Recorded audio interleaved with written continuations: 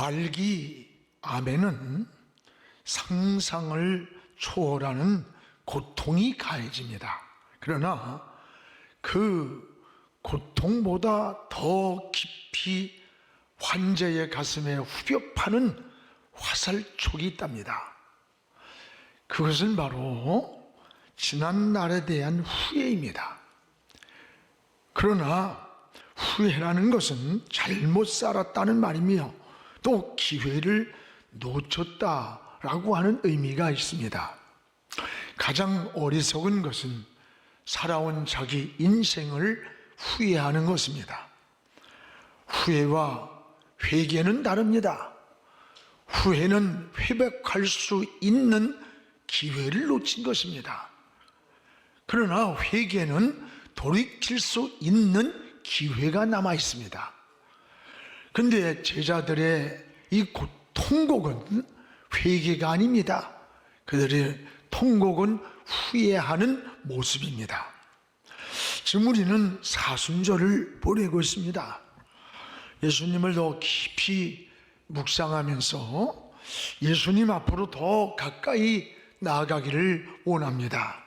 오늘 말씀은 제자들이 예수님을 버리는 현장의 모습입니다.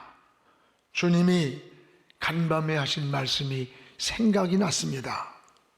너희가 다 굴기 전에 3번 나를 부인할 것이라는 말씀이 생각이 나서 통곡을 하면서 후회하는 이 제자들의 모습이 나옵니다.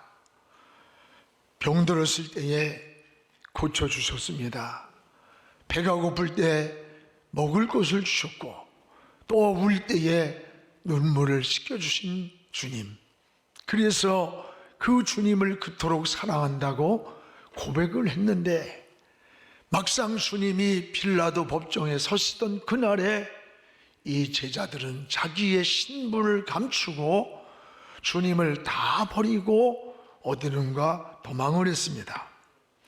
군중 속에 끼어서 이 구경꾼철처럼 신분을 감추고 멀찍이 서 있는 이 제자들의 모습이 오늘 우리의 모습이 아닌가 생각하면서 너무 초라합니다. 어느 한 비자가 예수님 앞에 야, 너 예수와 함께 있던 자 아니냐? 깜짝 놀라 기겁을 하고 예수를 부인합니다. 나 몰라. 여러분, 비자가 뭐예요? 그 당시에 문을 지키는 종의 종. 그것도 로마 군인도 아닌 약한 계집종이 하는 말에 벌벌 떨면서 3년간 따르던 주님을 한순간에 버렸어요. 또 두 번째 다른 비자가 와서 너 예수와 함께 있던 자야. 보니까 확실해.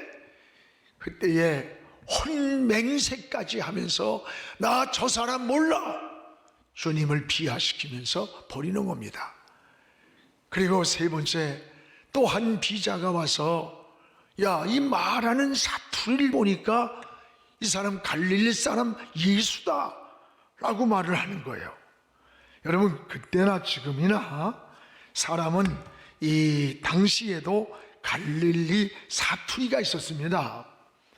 그래서 말하는 그 사투리를 보니까 이 갈릴리 사람 예수와 같이 있었던 사람이다 라고 할 때에 거기서 있던 제자들은 자기 스승을 헌신짝하지 버릴 뿐 아니라 모른다고 부인할 뿐 아니라 저주를 하는 거예요. 그러면서 마태복음 26장 70절에 모든 사람 앞에서 지금 빌라도 법정에 서 있고 구경꾼처럼 신분을 가리고 서 있던 그들의 신분이 드러나자 모든 사람이 듣고 보는 앞에서 주님을 부인하여 모른다. 저 사람이 누구냐? 오히려 혼맹세를 하면서 여러분 주님을 배신하고 버리는 거예요.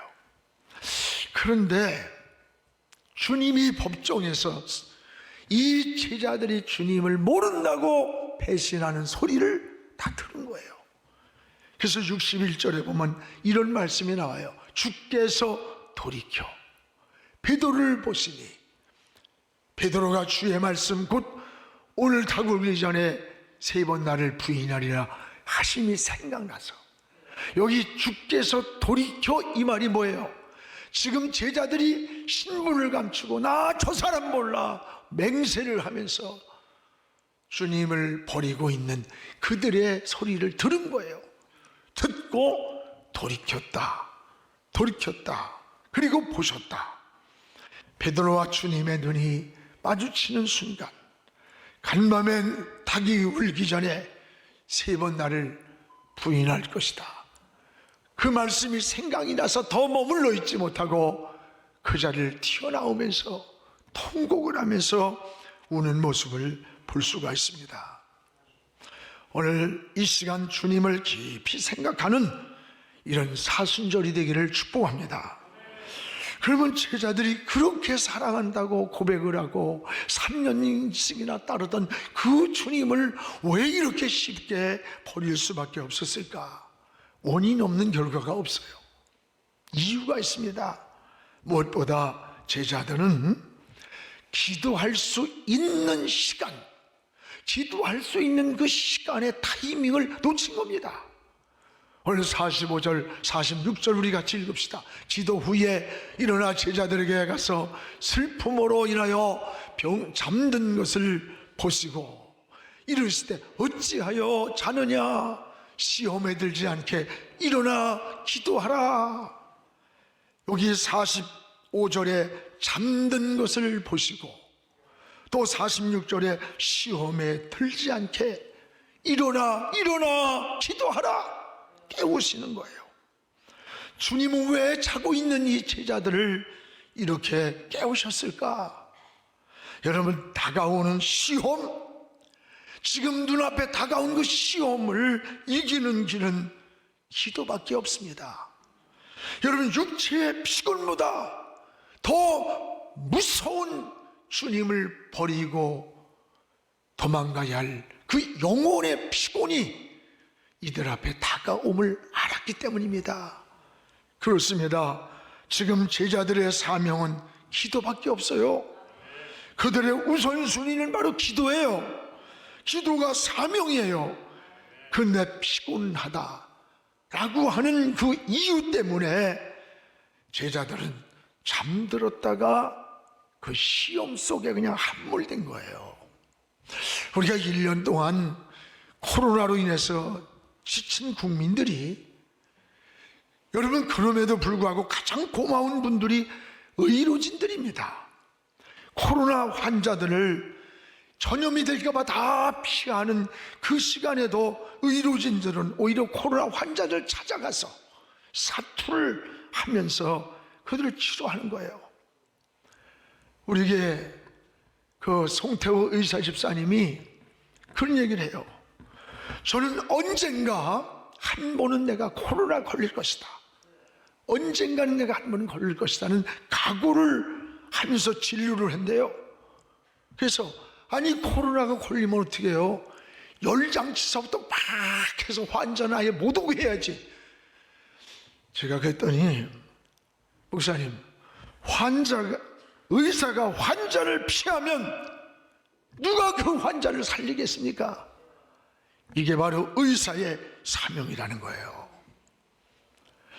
여러분, 군인이 전쟁을 피하고 도망을 가면 누가 그 적을 막을 수가 있어요? 죽을 것을 각오하고 적진 속으로 뛰어들어가서 싸우는 게 바로 군인의 사명인 거예요. 목자는 양을 지키기 위해서 위기가 올 때에 목숨을 걸고 양을 책임지고 돌봐야 하는 것, 이게 목자의 사명이에요. 나라도 마찬가지예요. 나라의 지도자들도 백성을 지키고 민족이 10년, 100년의 미래를 생각하고 정치, 경제, 사회, 문화, 교육, 이걸 책임지는 마음이 있어야 되는 거예요. 이게 지도자입니다. 근데 요즘 나라가 이상해요. 여러분, 이번에 한미 군사훈련을 협상하는데, 아니, 오히려 미국이 북한의 비핵화를 전제해야 된다. 우리 한국은 핵을 인정하라는 거예요. 한반도면 여러분 중국 다 들어가는데 그게 되는 얘기예요. 북한이 한 얘기를. 나 참 이상한 나라야. 아무리 생각해도 이상해. 어떻게 가려고 하는 건지 방향도 모르겠고. 이건 여러분, 법이라는 것은 저울추야. 성경에 이 저울추를 속이는 자는 망한다는 거예요. 억울하고 힘이 없어도 법에 가서 정당한 재판을 해서 공정한 저울추처럼 억울함을 해결하는 이 법치의 나라, 그래야 국민이 힘을 얻는 거예요. 이런 게 기울고 이러면요, 그게 말이 돼요. 우리가 정말 기도해야 돼요. 뭐 어느 누가 되든지 그건 중요하지도 않아. 나는 이런 역사의식, 정치를 하든 경제를 하든 사회를 하든 교육을 하든 10년 100년의 미래의 우리 다음 세대를 생각할 줄 알고 그런 역사의식을 가지고 여러분 나라를 생각하는 그런 지도자들이 돼야 된다는 거예요. 바로 사명이라고 하는 것은 내가 장사를 하든 교육을 하든 뭘 하든 자기 역할에 충성하는 거예요. 그게 바로 사명이라고 우리는 말하는 겁니다. 우리 특히 성도는 기도가 사명입니다. 그런데 제자들은 잠이 들었다는 거예요. 지금 여러분은 제자들처럼 피곤하다는 이유로 이 영적인 잠이 들어있지는 않습니까? 기도가 우선순위가 돼야 돼요. 우리가 여러 가지 이유 가운데 하나가 미루는 거야. 하나 이래서 저래서, 그리고 기도하지 않다가, 그리고 어떤 일을 덥석 접근하다가 실패하는 경우가 많아요. 제자들이 지금 그런 거예요. 여러분, 마귀에게 속지 마십시오. 마귀는 하지 말라고 안 해요. 다음으로 자꾸 미루게 만든다는 걸 알아야 돼요. 그래서 미루다가 때를 놓치는 거예요. 오늘 여러분들이 마귀는 기도하라, 충성하라, 그러나 지금은 너무 피곤해, 바빠, 다음 하라고 속삭이는 거예요. 지금 너무 분주하니까 다음에 봉사해. 야, 대학 가고 나서 여유가 있으면 그때 성경도 읽고 기도도 하고 그때 열심히 신앙생활 하면 되잖아. 이 속삭이는 거예요. 지금은 코로나로 인해서 위험할 수 있으니까 꼭 교회 가서 예배 드려야 되냐? 이제 안정되면 그때 믿음 생활 잘하면 되는 거야. 유혹입니다. 유혹이에요. 그러나 신앙은 현재입니다. 믿음입니다. 하나님은 과거를 묻지 않아요. 미래도 묻지 않아요. 너 지금 현재 어떻게 믿음 생활하고 어떻게 하나님 앞에 바로 서 있는가, 이걸 물으시는 거예요. 여러분, 지금 못하면 그 기회가 다시 내게 오지 않을 수도 있다는 걸 알아야 돼. 제자들의 후회는 뭡니까? 바로 이 기회를 놓친 거예요. 주님을 버린 제자들의 통곡은 이건 회개가 아니에요. 후회하는 거, 후회. 여러분도 마귀에게 속지 않기를 축복합니다. 오늘 주님은 기도해야 할 이유를 46절에 이렇게 설명합니다. 여러분, 시험에 들지 않게 일어나서 기도하라. 시험에 빠지지 않도록 기도하라. 이 시험이란 말은 마귀의 유혹이에요. 유혹하고 넘어뜨리는 걸 말하는데, 시험에 빠지지 않도록 기도하라. 이 말은 유혹에 빠져들어가지 않도록, 또 하나는 유혹으로 미끄러지지 않도록 기도로 막아야 된다는 거예요. 또 하나는 유혹을 이길 수 있는 길이 뭐냐? 기도라는 거예요. 그래서 시험에 빠져들어가지 않도록, 시험의 유혹에 미끄러져 들어가지 않도록, 그걸 이길 수 있도록 하는 게 뭐냐? 기도라는 거예요. 기도. 누구에게나 이 마귀의 유혹은 찾아오는 거예요. 우리 모두에게. 그러나 기도할 때 그 유혹을 이기게 되는 겁니다. 그런데 기도 시간에 잠든 제자들 보세요. 이 47절에서 48절에 보면 유다가 나와요. 그 기도할 시간에 주님은 핏방울이 땀방울 되듯 기도하시고 3번씩이나 제자들 깨운 거야. 깨운 거예요. 기도가 이 시험을 이기는 비결이기 때문에. 그런데 피곤하다는 이유로 다시 잠들고 또 잠들고, 그때 유다가 나타난 거예요. 그리고는 예수님을 끌어안으면서 입을 맞추는 거예요. 신호를 보내는 거예요. 잡으라고. 그 유다가 누구예요? 누구? 여러분, 예수님이 직접 세운 제자라는 거예요. 그런데 저기 멀리 있는 게 아닙니다. 예수님이 미래까지 아셨는데 그 세운 12 제자 가운데 하나가 예수님을 십자가에 팔아먹은 적이에요. 죽인 자예요. 저기 멀리 있는 거 아니에요. 여러분, 멀리 있다고 생각하지 마세요.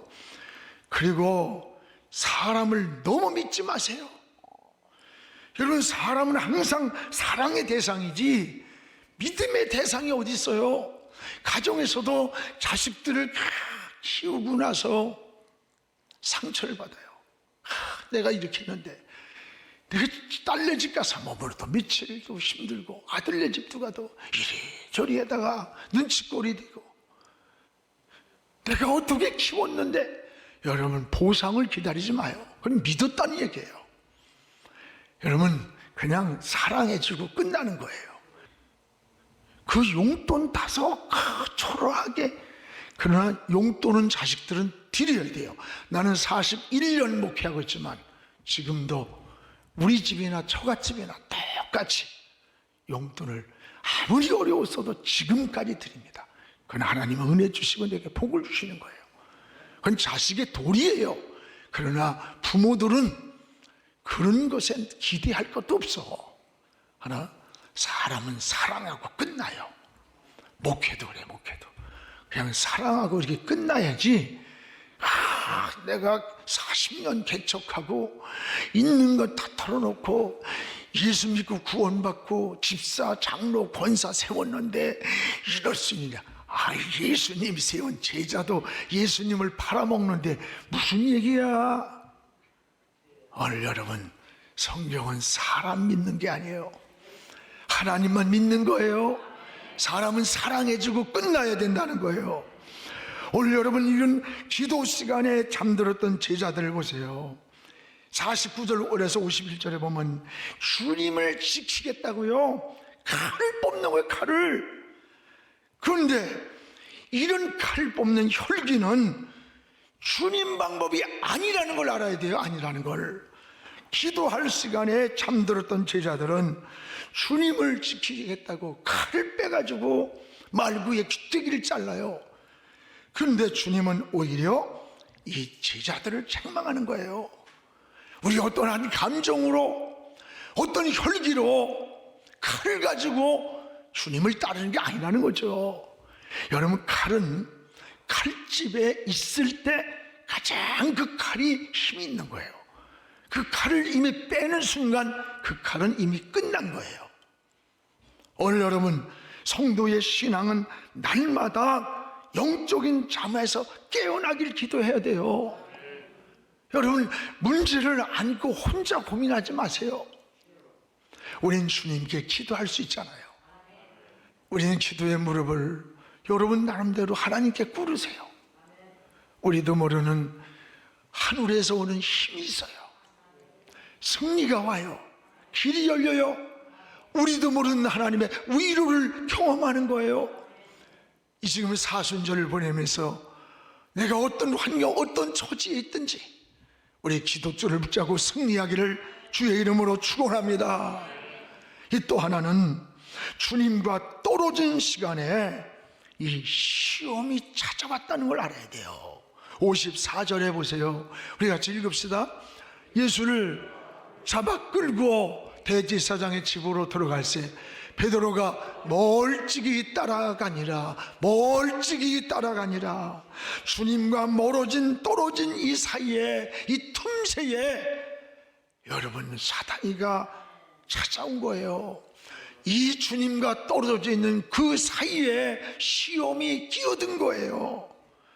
그래서 여러분, 부부간에도 오래 너무 떨어져 있다 보면 문제가 생겨요.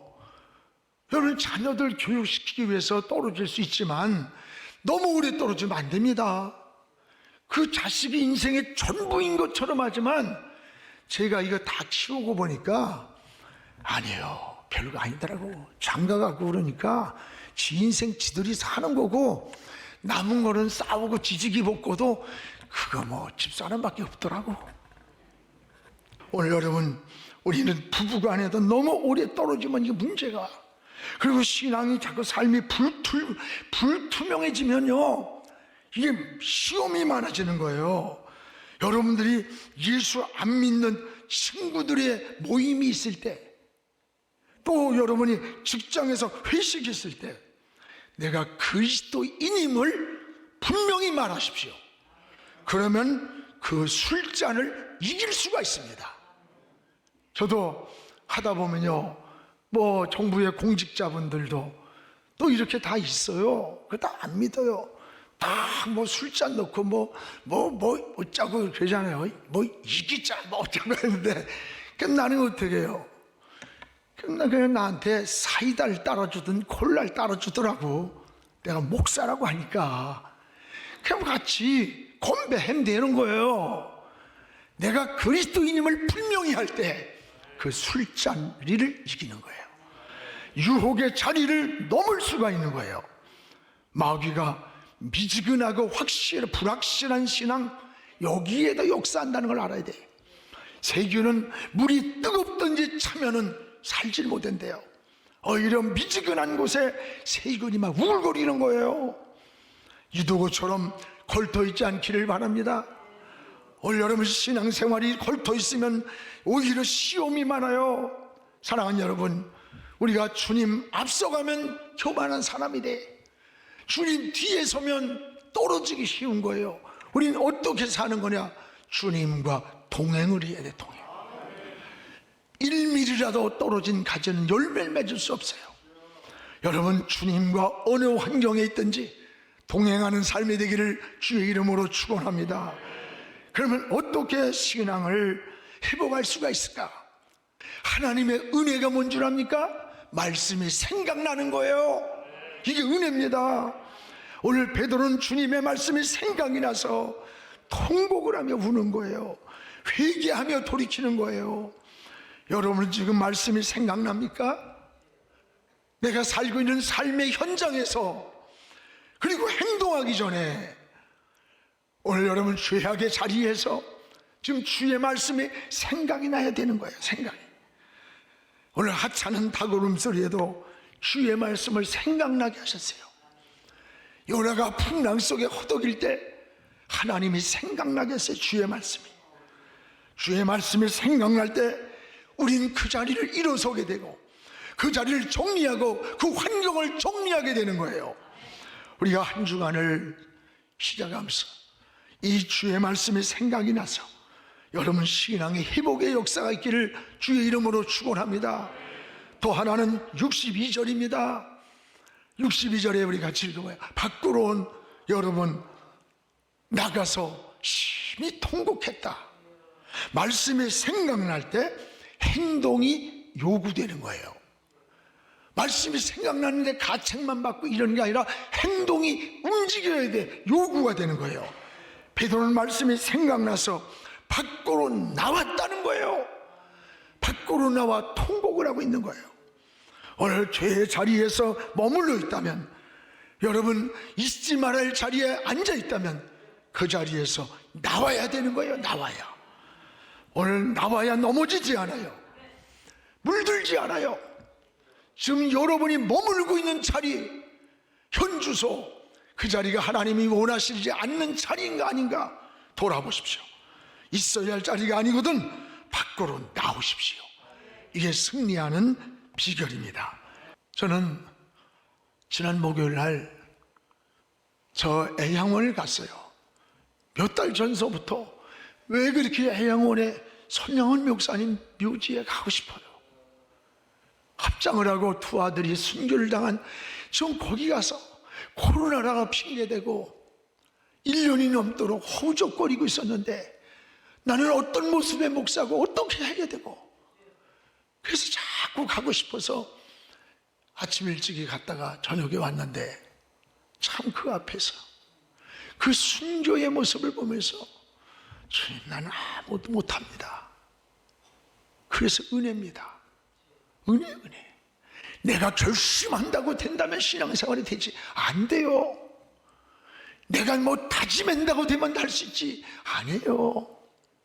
자식들이 죽은 그 앞에서 10가지 감사를 드리고 고백했다는 글이 거기 쭉 보면서 그 무덤 앞에서 자식을 장례 치르는 거기서 그게 돼요.